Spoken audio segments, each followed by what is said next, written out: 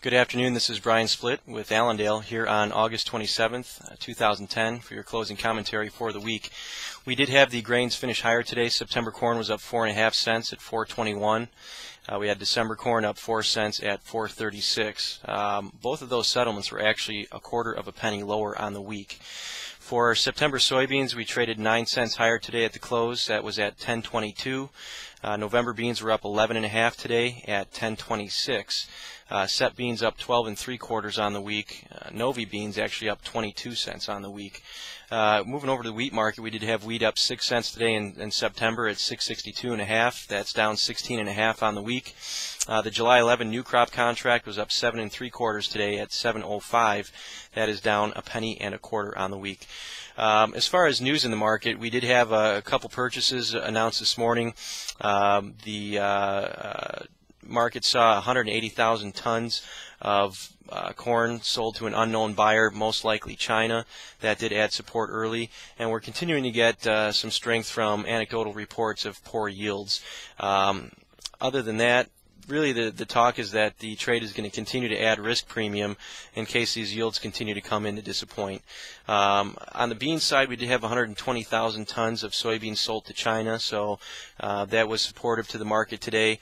And again, same thing on the corn, a little bit of uncertainty about these early yield reports. One thing we're going to look at here technically for corn, we took out that 438 3/4 high on the December contract, so that looks friendly there. The nearby contract, September, had the spike high on August 5th at 4 1/4, and that was today's high, so the nearby contract did not make a new high.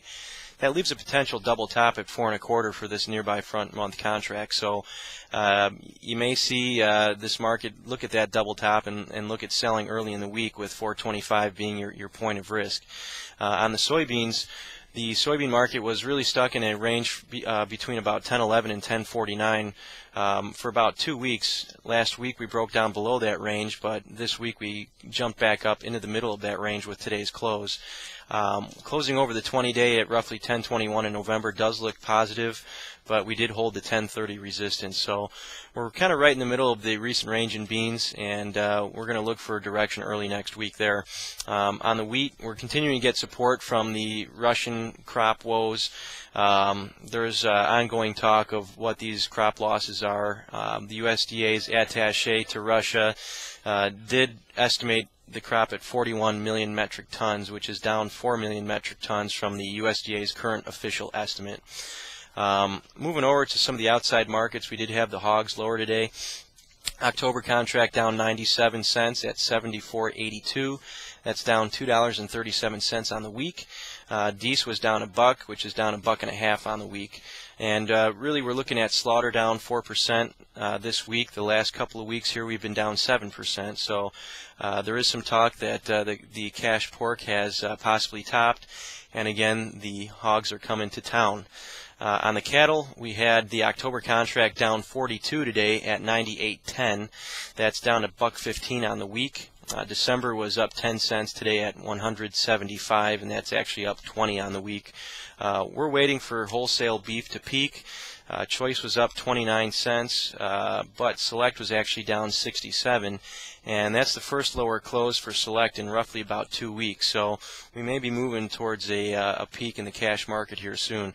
On the economic front, we did have Bernanke on a meeting today in Jackson Hole, Wyoming, talking to the other central bankers, and he said that the recovery is weaker than expected, but the Fed is still there to implement strategies and prepared to take steps if necessary. So whether that's good news or bad news, you know, the recovery being worse than expected really isn't good news, but the market seemed to get a little bit of solace from the fact that the Fed is still there to add liquidity when needed. So a lot of the shorts that were in the market taking some profits here at the end of the week as we move towards the end of the month.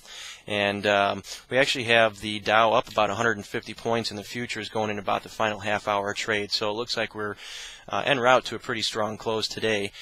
Crude oil also finished $1.81 higher today at 75.17. That's after making a low just a few days ago at 70.74. So we've seen a nice strong turnaround on crude oil, really off of the back of the equity turnaround today.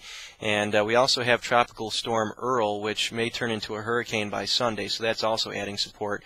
One more anecdotal note about crude oil. If you take a look at the continuous crude oil chart, today, or this week's low at 70.74 actually hit the uptrend on the continuous crude oil chart. So this rally may be nothing more than a little bit of technical buying here after this market dropped over $10 from our recent highs. That's about all we have for you here to finish up the week. So today is the last day of our yield survey. We appreciate everybody that called in to give us your results or gave us your information online at the website. So again, thank you for that. You guys are going to get the information firsthand next Friday morning with an email. Other than that, if you have any questions or want to talk about anything in the marketplace, please feel free to give us a call at 1-800-2-MARKET. That's 1-800-262-7538. Or you can check out the website at www.allendale-inc.com. And good luck trading to you next week. Thank you.